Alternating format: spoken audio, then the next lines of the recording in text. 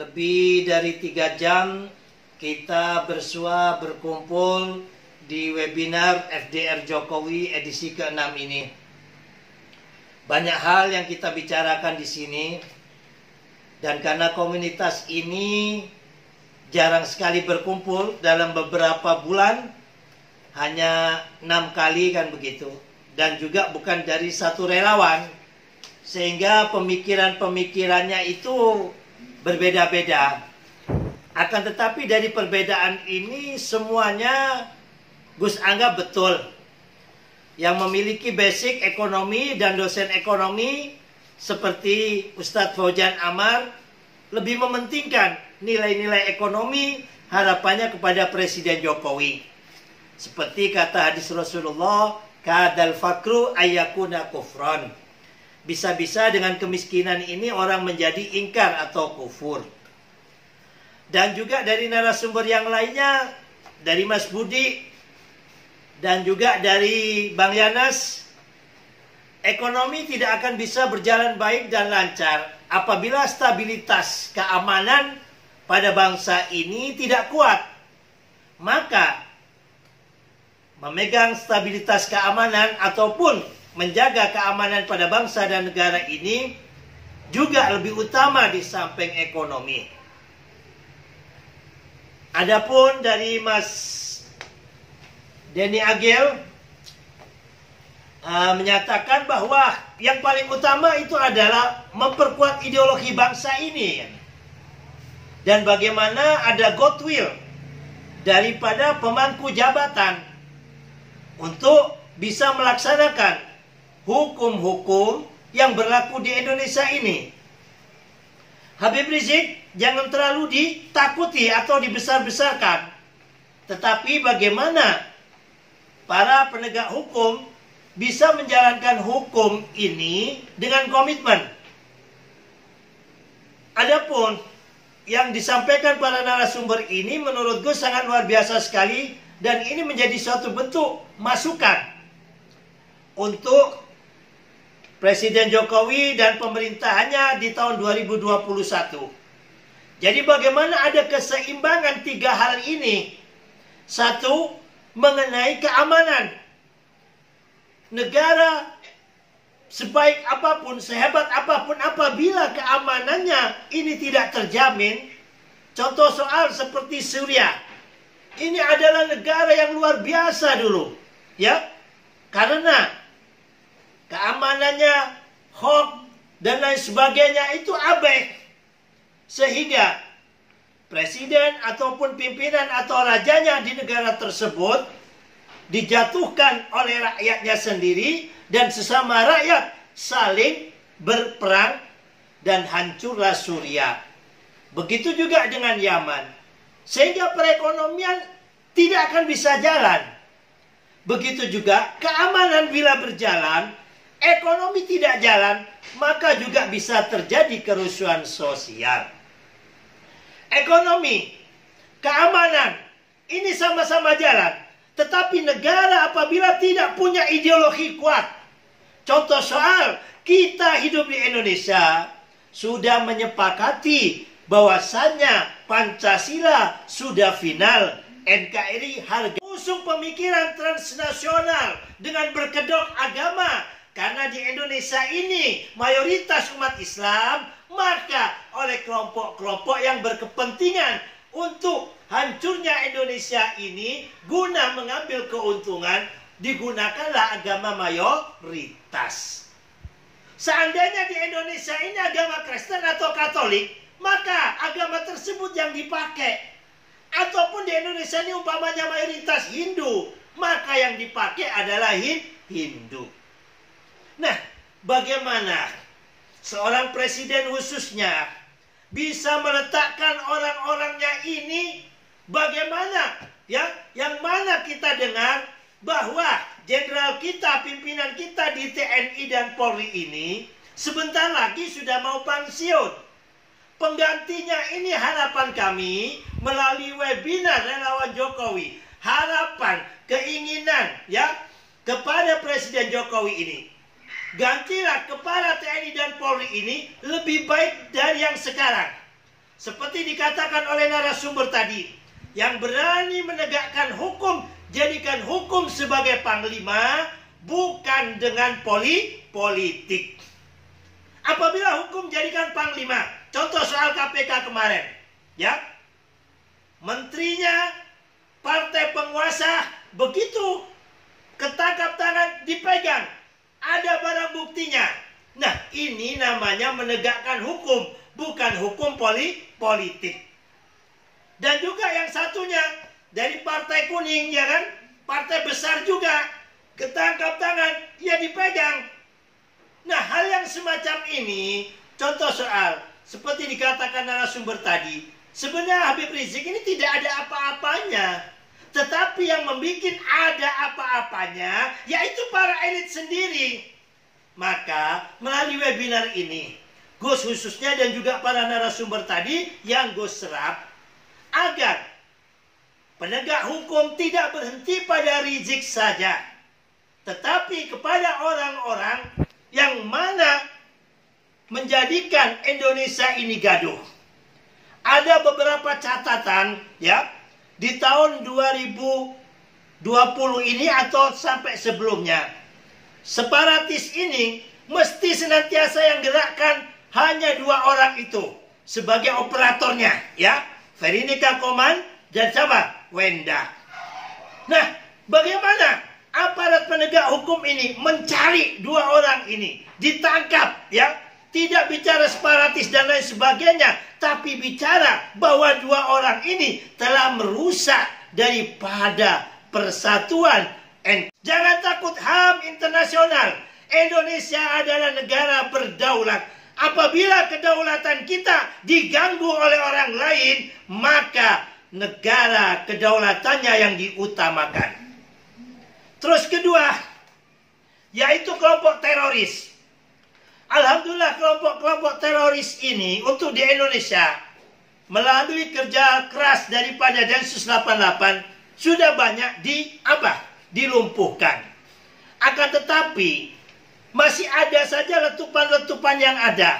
Dan saat ini telah bisa di-mapping yang mana kelompok-kelompok teroris ini, ya, kumpulnya adanya di wilayah daerah Sigi dan Poso.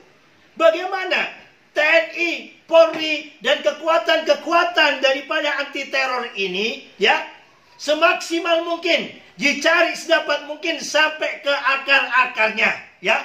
Karena pengganggu teroris saat ini dari kelompok Santoso, ya, yang ada di Poso. Terus yang ketiga, yaitu kelompok-kelompok yang merusak ideologi bangsa kita. Yang sama-sama kita ketahui, ya, yang di balik layarnya banyak, tetapi yang nampak yaitu kelompok khilafah, ya. Yang mana khilafah ini atau HTI benderanya ini sudah dibubarkan. Tetapi seperti kata para narasumber tadi, pemerintah kita masih setengah-setengah. Dia hanya dibubarkan, tapi tidak ada ketentuan-ketentuan yang lainnya. Sehingga mereka masih sering sekali setiap acara demo, setiap kegiatan mengibarkan bendera selain bendera kita, yaitu bendera merah putih. Dari pembiaran yang semacam inilah sehingga menjadi mereka menyebarkan sayapnya lagi.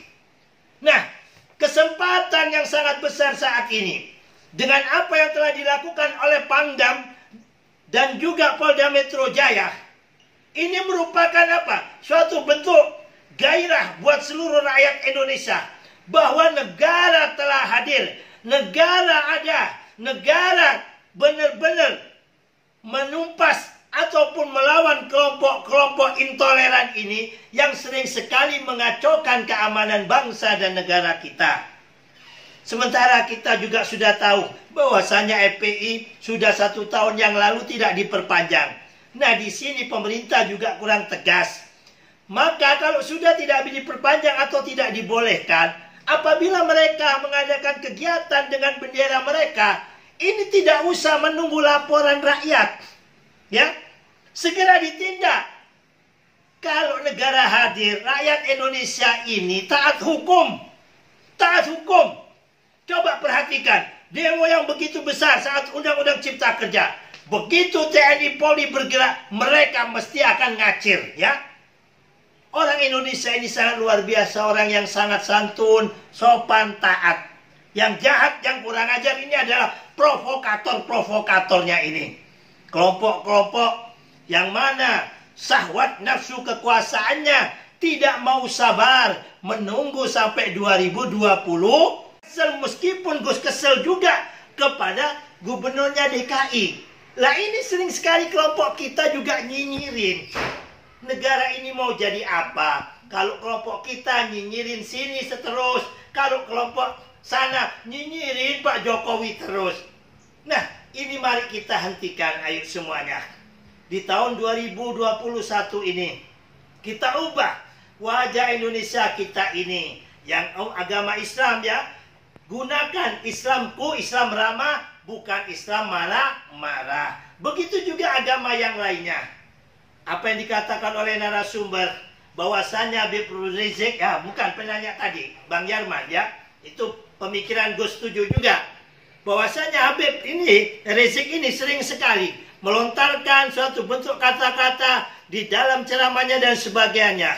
Tujuannya untuk memancing kemarahan, baik kesukuan ya seperti Sampurasun diubah, ataupun Pancasila, ataupun salib ya, ataupun hal-hal yang lain.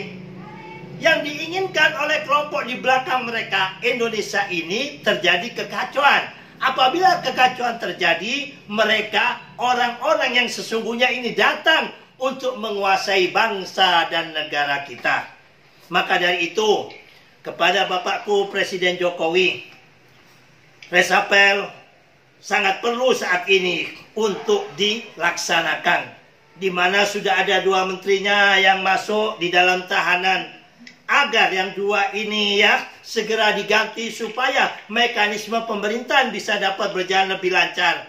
Dan juga daripada menteri-menteri yang ada yang kurang bisa maksimal bekerja, silakan diganti Pak ya, seperti janji panjenengan ya, bahwa panjenengan di periode kedua ini tidak punya beban ya, jangan terbebani dengan partai-partai.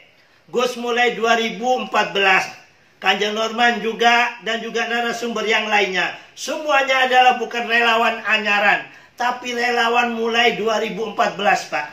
Gus melihat kinerja Bapak yang periode pertama ini sangat luar biasa. Periode kedua ini kalau kepada Bapak pribadi Gus yakin ya, tetapi diuji oleh Allah dengan adanya pandemi. Tetapi pada periode kedua ini banyak daripada titipan-titipan partai, sehingga nurani Bapak kurang bisa secara maksimal untuk menentukan pilihan pada kabinet kerja. Sehingga di kabinet kedua ini banyak seperti dikatakan narasumber tadi, Gus bukan katakan bahwa ini goblok ataupun tidak pintar, cuman penempatannya yang banyak kurang tepat. Ya, maka dari itu kita semuanya yang ada di sini, para relawan-relawan sejati, relawan yang benar-benar cinta kepada Presiden Jokowi lahir dan batin, bagaimana pada resapelnya nanti ini jangan sampai ada beban daripada partai-partai. Jadikanlah di dalam perjalanan Bapak di akhir masa jabatannya nanti 2024 lebih baik daripada periode yang pertama. Sehingga Bapakku Presiden Jokowi bisa dikenang sepanjang masa oleh seluruh rakyat Indo. Para menteri-menteri tidak boleh menjadi ketua umum partai. Tetapi pada periode kedua banyak sekali menteri-menteri yang menjadi ketua umum partai. Iya atau betul? Betul atau betul kan?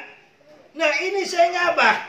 Mereka ini bekerja tidak nasing tulus. Banyak kepentingan-kepentingan untuk kepentingan partainya di 2024.